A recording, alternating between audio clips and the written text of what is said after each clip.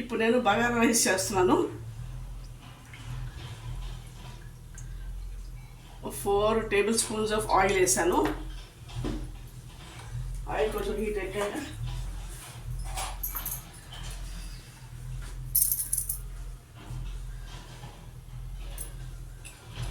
ఇప్పుడు 1 స్పూన్ సాజీరా, 2 ఇలాచీలు, 2 లవంగాలు, 2 పట్టా ముక్కలు వేసాను. కాస్త ఫ్రై అయ్యాక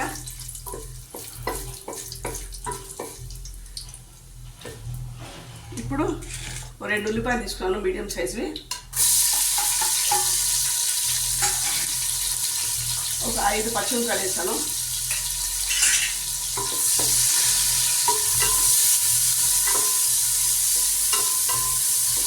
ఇది వెల్లిగా కొంచెం మగ్గనివ్వాలి. సిమ్లో పెడుతున్నాను. ఇప్పుడు మూత తీసాను. 2 టేబుల్ స్పూన్ అల్లం వెల్లిపాయ పేస్ట్ వేసాను.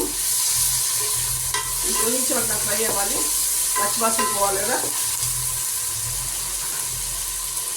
కాస్త ఉప్పు వేస్తాను. 2 టీ స్పూన్స్ ఉప్పు వేస్తాను. దీంట్లో 3 టీ స్పూన్స్ ధనియాల పొడి. ఇవన్నీ కాస్త ఫ్రై అవ్వాలి.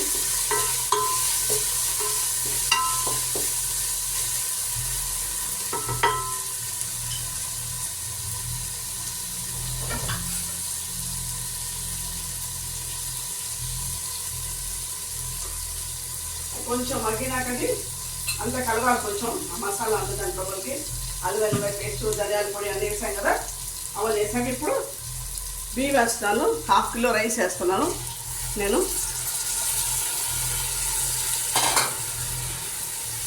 దీంట్లో ఇది కొంచెం దీంతో పాటు కొంచెం 1 మినిట్ అట్లా ఫ్రై అయ్యి అప్పుడు వాటర్ వేస్తాను నేను.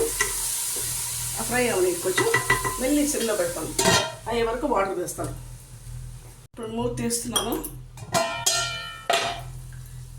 2 గ్లాస్ అంటే 1/2 కిలోకి 1, 2,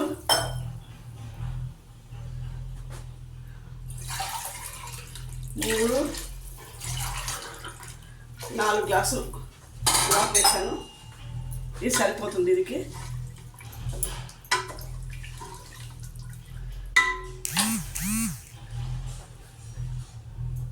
ఇప్పుడు దీనిలో పుదీనా వేస్తున్నాను.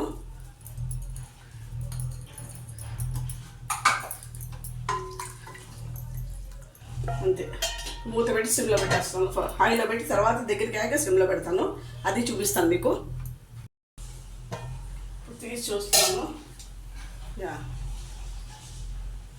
అయిపోయింది. ఇది ఇప్పుడు ఇంకా స్విచ్ ఆఫ్ చేసి డిష్ అవుట్ చేస్తున్నాను. తాలింపు అన్నం రెడీ అయిపోయింది. ఇప్పుడు please like, share and subscribe my channel. Thank you.